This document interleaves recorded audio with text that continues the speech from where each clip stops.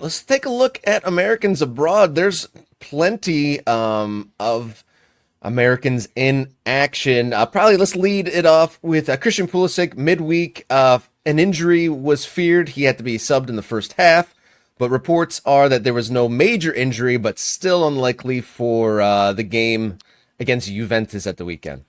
Yeah, I mean, obviously disappointing as a national team fan and as an American soccer fan, not to have a potential matchup between Musa and Pulisic against McKennie and Weah. But again, I mean, I'm just glad, right? We can all thank the soccer gods. Thank you, soccer gods, for Christian Pulisic not being seriously injured. I mean, he went down, he came out at halftime. It seemed scary again, but what did they call it? Muscle fatigue is what Something like they that. described that. He got kicked in the calf. He's got a contusion or he's got something. It knotted up on him, and he's just not able to go full speed. Keep him safe. I believe the Protect medical man. condition the medical condition is he got kicked in his owie. he got In technical terms. He got a boo-boo on top of his boo-boo is what Yes. happened there. Yeah, I mean, again, he was carrying that injury from the previous stint out. This seemed to be kind of the same thing. Rest him up. You know, we don't need him now for the national team. We don't need him till March when we go back into the Nations League. So, yeah, I mean, I'm disappointed every time he doesn't play because he certainly has found his form at Milan. He is the most important player on the attacking end of the field for them. And they are hurt when he's not there, right? And they are still trying to figure out a way to climb back into the Champions League picture in Italy, and it's not going great right now. And I don't like that potentially you could shift some of the blame for that to Pulisic or Musa, but I don't think either one of them is the problem. I mean, smart people will know they're not. But it is one of those things, like if Milan doesn't achieve to normal Milan levels and there are two Americans in the lineup, people are going to go, well, I mean, come on, look, they got Americans. That's why they're not in the Champions League this season. We shall see. And there's also rumor in the transfer rumor mill. Gio to AC Milan is in the mix in there. Is that just fake news? Because Americans, let's just draw the lines. Well, I mean, I think connecting the dots for a newspaper click.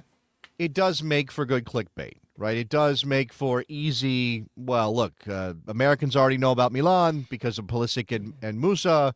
Gio Reyna needs a place to play, maybe. That's now, a soccer team with Americans on it.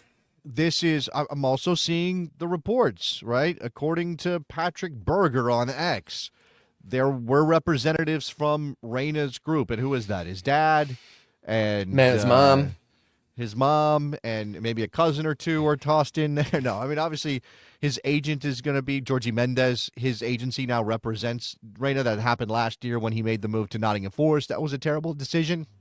But apparently they're in Italy, or they met with the bosses from Milan to discuss a possible move. I don't know. I don't know how this could go. Loan, transfer, and then you look at that Milan team, and considering where they are, do you think Conceição is going to be likely to say, yep, let's play the American kid whose minutes have been limited. Let's give him starts. How is this fundamentally better than what he's dealing with at Dortmund right now? You'd think that it would be a little bit of a sideways move, but who knows? A change of scene, yada, yada, yada. Maybe it works out for him. We talked about it a little bit in the previous headline, but John Tolkin flying to Germany and to a team that new to the Bundesliga, Holstein Kiel, currently in second to last position in the German league, taking on Hoffenheim in the morning for $3 million. Hey, did that price tag surprise you? And do you think he jumps right into this lineup? I mean, I think it's possible that he'll get some minutes right away. Holstein Kiel is obviously not one of the better Bundesliga teams, although they did have that wild one with Dortmund just recently when Gio scored in front of the Pyro, which was fascinating. I think we talked about that goal. He could play. I could see him playing. I mean, American fullbacks in particular have done fine in Germany. And I guess we should also mention, of course, that Joe Scally is having a very good season at Gladbach, and they're playing Bayer Leverkusen this weekend.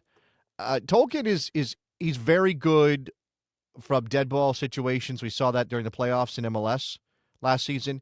He obviously can get into the attack. I think he's a pretty decent defender. I mean, I think there's every reason to think this is a good move for him in terms of the level he's going to play at. It is obviously tough because the club he's playing at is a small club in Germany, and if they are threatened by relegation, there's always that chance that they turn to veteran players over a younger player. But he's got lots of professional minutes under his belt. Like, this is not an inexperienced youngster going abroad and hoping that he gets a chance to play. I think there's reason to think this will work out for him in terms of playing time. I just wonder if the Germans are going to be kind about his hairstyle choices or not.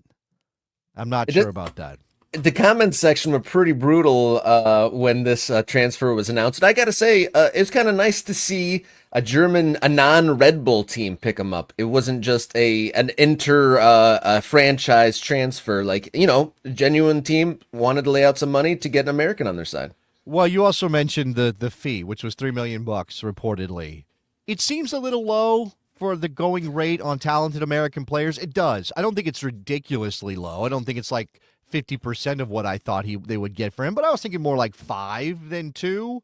So is this may come down to Tolkin wants to go now, and that might explain the club too, right? Because maybe a year from now a bigger club might be in, or maybe in the summer a bigger club might be in, because of course this is January. Our club's really making a bunch of moves right now.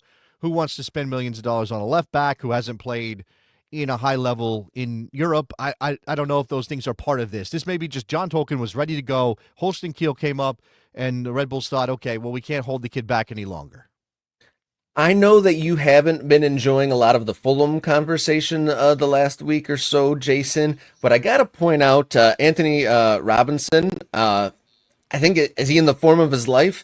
His Fulham side, your Fulham side, take on the lowly Leicester this weekend. And I don't want to be hyperbolic, but the run he's in, I mean, he got 2 assists at the midweek, and I think he got one before. In a way, Anthony Robinson is becoming a must-watch appointment watch for anyone even watching the Premier League or just with the American abroad interest.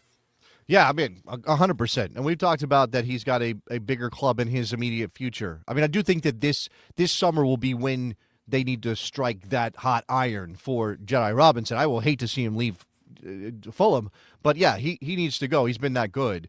I will say that, the reason I didn't want to talk about Fulham is the loss to West Ham and the gifted goals that they handed to the Hammers. But also the fact that I saw a stat that said Fulham has dropped more points from winning positions than anybody in the Premier League this season, which is like, and I think we're having a pretty decent season, but like it could be so much more. I think it was 19 points dropped or something like that. 19 points dropped from a winning position, and even if you're talking about getting half of those, right? Like even if you're talking about getting 8 or 9 points. Then where would Fulham be? 8 points, they would be in 4th right now. They'd be level with Newcastle if they get half of those points that they had in their hands from leading positions. Anyway, Jedi Robinson is great. Go Jedi. Yeah, he's been pretty incredible. Other just quick notes on Americans abroad. Chris Richards, Palace is taking on West Ham. Tyler Adams for Bournemouth taking on Newcastle, and well, let's pause on Tyler for a second, right? So there has been this sort of build back to a regular run of minutes for Tyler. It does feel like he now has the full faith of his manager in terms of his ability to play and play 90 minutes, right? Not just play, but be there from beginning to end. I think Iraola is one of those managers a lot of people are pointing to as one of the better, one of the top managers in the season so far. You consider who Bournemouth is, their place in the table, 8th place right now. Against a red-hot Newcastle team. I mean, Newcastle, I don't think has lost a game in like 2 months. I think they've won every game they've played for the last 2 months, it feels like. So if Tyler does get a start, this will be a challenge. I'd like to see him do well against the Magpies. Yeah, Newcastle's form has definitely caught back up after kind of a lackluster start to the season. So let me throw this in as well from Pamit53. This is John Tolkin related, I think. Given that the national team is virtually 100% European based, if a young player has any national team aspirations, they are going to go to Europe. that could cause them to accept less than the best deals. Again, the Red Bulls have John Tolkin's contract. They can say, no, we don't want $3 million. You got to come back with more. But if John Tolkin is in their offices talking to the manager, talking to the brass at Red Bull and saying, I got to go to Europe because I want to be in the World Cup in 2026, and it doesn't look like Poch is going to be taking guys from Major League Soccer, then they really, what are they going to do? Is it right for them to hold him back, or is it better to ship him out to Holstein Kiel where he can play, and then they still get a pretty decent fee for him?